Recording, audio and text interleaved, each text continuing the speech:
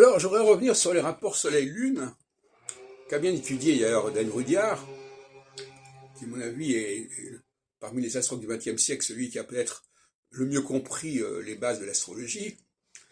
Dehors de moi, mais moi j'appartiens plutôt quelque part au XXIe siècle.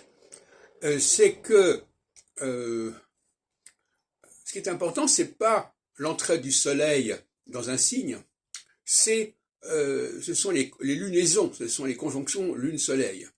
Et je rappelle encore une fois que la Lune, c'est la planète, et le Soleil, c'est l'étoile. C'est pas... Bon, après qu'il y a eu plusieurs théories, que ce soit enchevêtrées, géocentriques, bon, le problème, c'est de savoir d'où vient le savoir astrologique, et à mon avis, le savoir astrologique, il était tout à fait conscient que le Soleil était une étoile, au départ. Donc, la Lune rejoint le Soleil étoile, puisque c'est autour de cette étoile que tout le système solaire fonctionne, il faudrait quand même pas l'oublier. Donc quand Nicolas dit le système solaire, il parle du Soleil, mais il le met parmi les planètes, ce qui est une aberration. Le Soleil doit être mis en dehors des planètes. Alors c'est amusant parce qu'il met la Lune en dehors des planètes, alors que la Lune finalement, elle a sa propre évolution, même si c'est pas autour du Soleil, c'est autour de la Terre, mais enfin ça revient au même quelque part, d'autant plus que c'est le tiers de la révolution mercurienne, donc c'est cohérent. Donc, effectivement, au lieu de mettre le Soleil ailleurs, à part, eh bien, c'est la Lune qui met à part.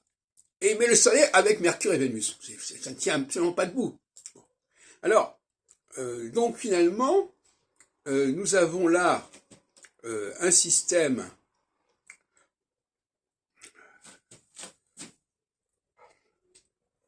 qui...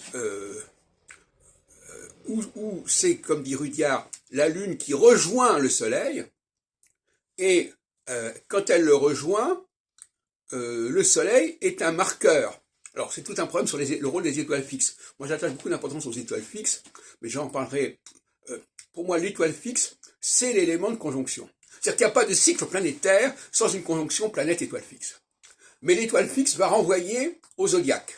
Oui. Donc, on a un système ternaire. Zodiaque, signe zodiacal, étoile fixe, le Soleil, ou une autre étoile qui va changer avec la présence d'équinoxe, et la planète, c'est-à-dire la Lune ou Saturne. Donc c'est ça le système ternaire. Donc, comme dit Rudyard, il faut tenir compte du fait que l'on est, donc finalement ça n'a pas, le fait d'être né lorsque le Soleil était dans tel signe, c'est pas ça qui est intéressant.